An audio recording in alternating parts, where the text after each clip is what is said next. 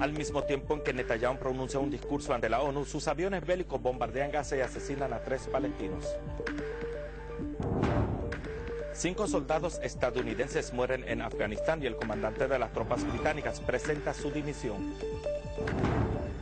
La Agencia de Energía asegura que Teherán le informó de la construcción de la nueva planta eléctrica. Buenas noches, bienvenidos a las noticias del canal Sirio Internacional. La reunión sostenida en Nueva York entre el canciller Walid al-Muallem y su homólogo italiano Franco Frattini, los recientes acontecimientos en los escenarios regional e internacional, así como las relaciones bilaterales. Asimismo, al-Muallem analizó con el jefe de la diplomacia belga, Evis Litimirin, las relaciones bilaterales y la importancia de evolucionarlas y consolidarlas. Por otra parte, el ministro de Exteriores, Walid al-Muallem, intercambió con el canciller austriaco Michel Spendliger los puntos de vista respecto a los temas insertados en la agenda de trabajo de la Asamblea General de las Naciones Unidas, así como las relaciones bilaterales. Asimismo, al-Muallem se reunió con su homólogo de Tanzania, Bernard Memba. Ambos lados abordaron el tema de las relaciones entre ambos países amigos y asuntos de interés conjunto. Por último, es de señalar que el jefe de la diplomacia siria se reunió con el asistente de la ministra de Estado estadounidense para Asuntos de Oriente Medio Próximo, Jeffrey Friedman, en donde ambos lados debatieron las recientes bilaterales y el proceso de paz en Oriente Medio. El Ministerio de Asuntos Exteriores francés anunció que el canciller sirio Walid al-Muallem y su homólogo francés sostendrán conversaciones en París el próximo martes que abordarán la situación en Oriente Medio. Según el portavoz del Ministerio de Exteriores francés, las conversaciones entre ambos cancilleres serán seguidos por una cena de trabajo. Asimismo, el portavoz agregó que la reunión constituye un paso que consolida las estrechas relaciones entre Francia y Siria. El presidente del Líbano, Michel Suleiman, pronunció un discurso ante la Asamblea General de la ONU en el cual reafirmó el rotundo rechazo del Líbano para la repatriación de los palestinos a fin de preservar el derecho de retorno de los palestinos a sus territorios. Suleiman manifestó que el Líbano nunca renunciará a esta postura y no ofrecerá ninguna concesión al respecto.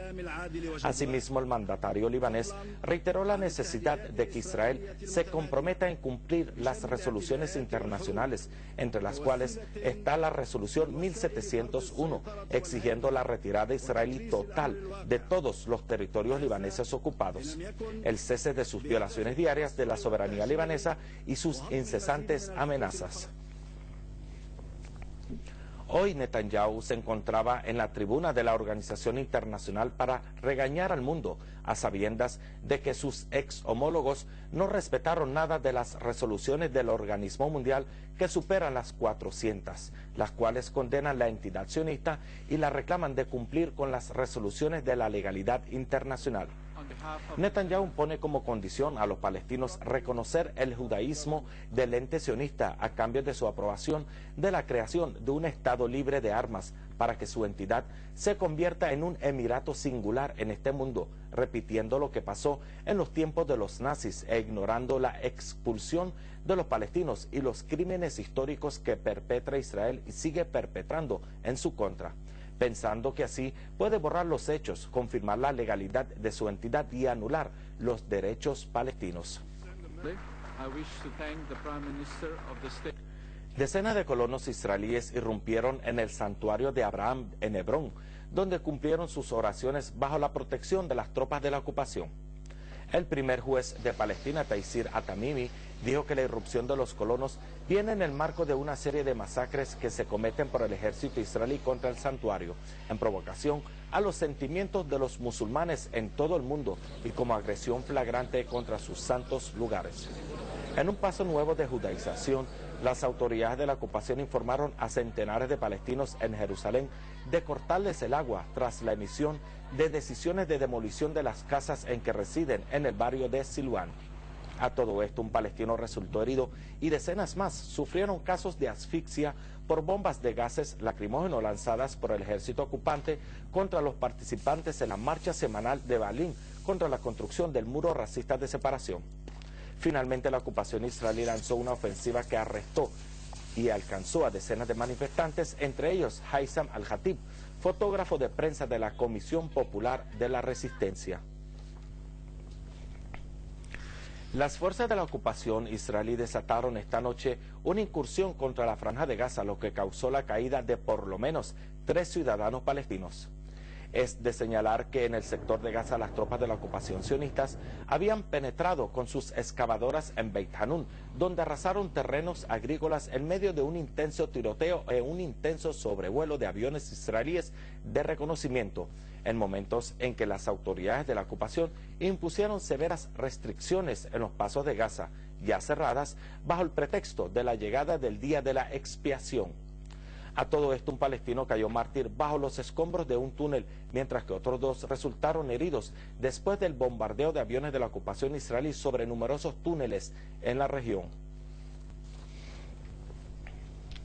La delegación de nuestros ciudadanos del Golán sirio ocupado reafirmaron su aferramiento a su identidad árabe siria y su firmeza en hacer frente a las prácticas de las autoridades de la ocupación israelí, rechazando sus resoluciones y medidas y elogiando a la vez las posturas nacionales y patrióticas de su querida madre patria.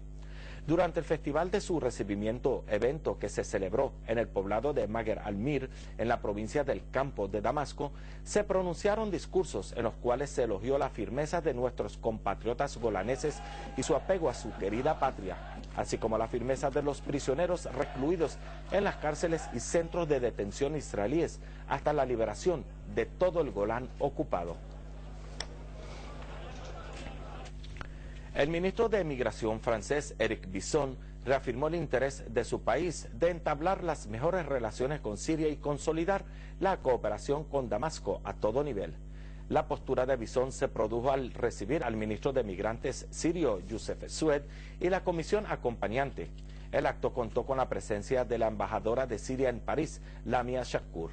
Por su parte, Bisson declaró que Siria y Francia desempeñan importante rol en la cuenca del Mediterráneo y que la comunidad siria en Francia logró materializar inmensos éxitos en la sociedad francesa y contribuyó de manera amplia en consolidar las perspectivas del intercambio cultural y de conocimientos entre ambas sociedades.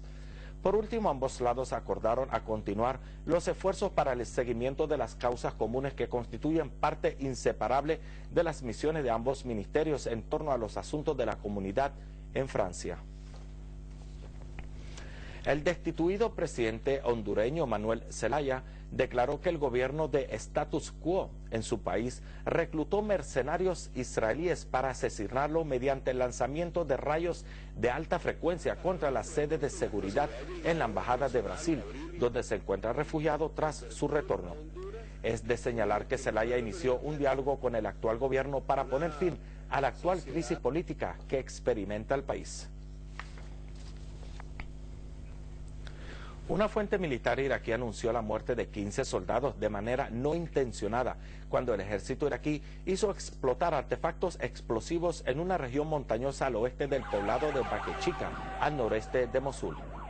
Por otra parte, 4 ciudadanos civiles resultaron heridos a causa de la detonación de 2 bombas sembradas al lado de una carretera en la urbanización de Daura, al oeste de Bagdad.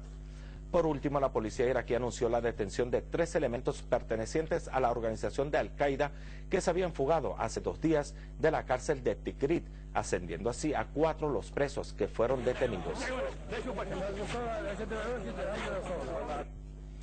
Irán confirmó que su nueva planta para generar la electricidad no es secreta, ya que informó a la Organización Internacional de la Energía Atómica al respecto, reiterando que la nueva planta funcionará según las bases de la agencia y que es con fines pacíficos.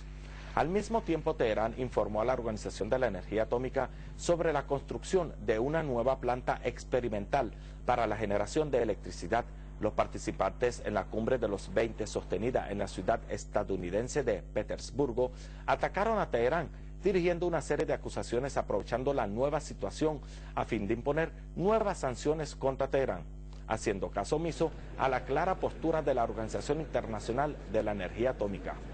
Mientras tanto, Estados Unidos reiteró que el actual programa de Irán supera sus necesidades. Francia y Gran Bretaña insistieron en imponer estrictas sanciones contra Teherán, lo que implica que dichos países ignoran el papel de la agencia en la discusión del expediente de Irán. Por su parte, Teherán reveló que habían informado a la agencia sobre su nueva planta 5 días antes de la construcción de la misma y que la última es con fines pacíficos. Por otro lado, Rusia y China exigieron la adopción del diálogo como única vía de solucionar los puntos de desacuerdo en torno al programa de Irán. Las fuerzas de la OTAN anunciaron la muerte de 5 soldados estadounidenses en separados ataques contra sus tropas en Afganistán, 2 días después de que la misma anunció la muerte de 6 soldados italianos, lo que fue acompañado con la renuncia del general Andrew Mackay, comandante de las fuerzas británicas, en protesta a la nueva política de su país, la cual conllevó al verano más sangriento para los soldados británicos.